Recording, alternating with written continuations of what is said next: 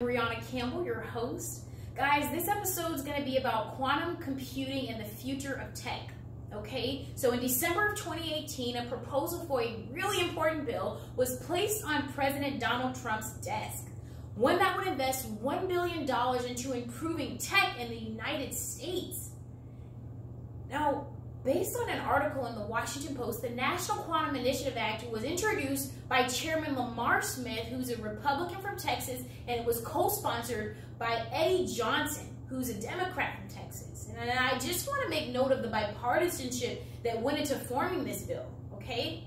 If you haven't noticed, the United States is kind of competing with Russia and China, for that matter, in technology. Now, both of these countries have adopted the quantum computing into their societies, and the word on the street is it's working well for them, you know? So an investment in this is crucial. Now, based on the Washington Post, tech firms are working to make quantum computing more available, working to make quantum computers more available to the public. And, you know, millennials, I just want to ask you, don't you wonder how much more advanced our society would be if something like this were the norm? I mean, just imagine, okay? Now, the National Quantum Initiative Act will ultimately help to fuel innovation, and it'll help to fuel research in technology in America. So what was the verdict? Well, good news. The president signed the bill into law. But then it's like, quantum tech. Who cares about quantum tech? Guys, the significance in quantum computers, okay, is that they hold a certain technology, okay, known as quantum physics, that will allow scientists to improve the next generation of supercomputers. You know, and why does that matter? Because almost everyone you know owns a computer of some sort, guys. Everyone owns a computer, you know, whether it's a MacBook, a PC, or even just a tablet. Technology matters, okay? It helps fuel our economy. It sits at the forefront of innovation, and it governs our world, okay? Now, that same technology can help to improve communication networks, with social media dominating and Russian hacking, okay? This is going to really benefit our economy. This is going to really benefit us, okay? And how we inform the masses, how we influence the masses matters. And it's up to us to inform millennials, guys, and to impart wisdom and to instill them with the resources that they need to flourish. Now, a vital asset, a very important component of this bill is what they call the research centers. And that's really going to be them bringing together, you know, professionals from different academics from different disciplines, you know, that's going to be everything from physics, chemistry, engineering, you know, the mathematics, everything, and it's going to be helping them to train future researchers using this technology. That's substantial. Now, the Deputy Assistant to the President in Technology, his name is Michael Kratsios, he made a quote.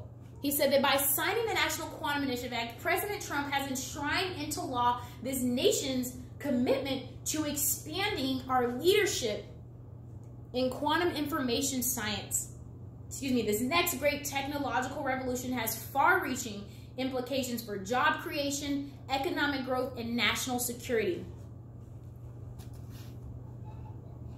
So Professor Michio Kaku, he says that quantum computing is really just the manipulation of atoms. He says that major tech firms like Google, Intel, and IBM are all working on their own qubit system, guys.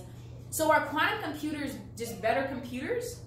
Well, by overriding the laws of physics, guys, quantum computers are going to be able to help create more effective diseases, more effective drugs to fight diseases, guys. They're going to be able to streamline traffic control, and they're going to be able to help use artificial intelligence to improve the society, you know, many of society's problems.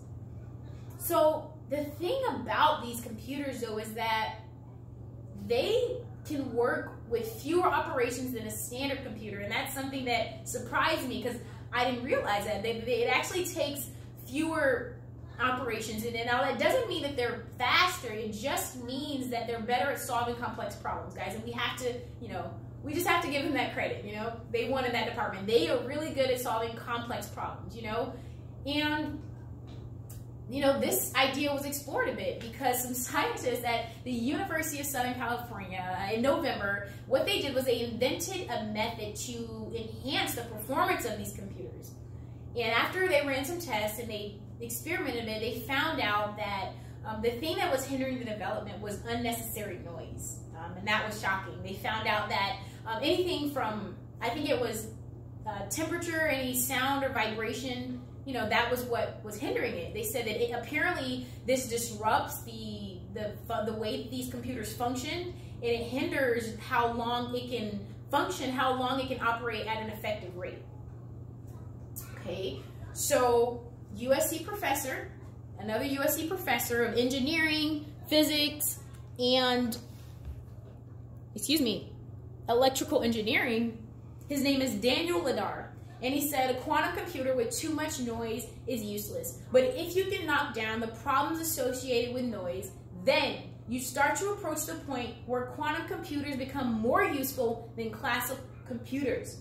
Guys, I just want to leave you with the question then is, are quantum computers worth investing in, guys? And are they the future of technology in America? Now, this has been Politics for Real. This has been Politics for Real. I'm Brianna Campbell, your host. Thank you guys so much for watching. We'll see you next week.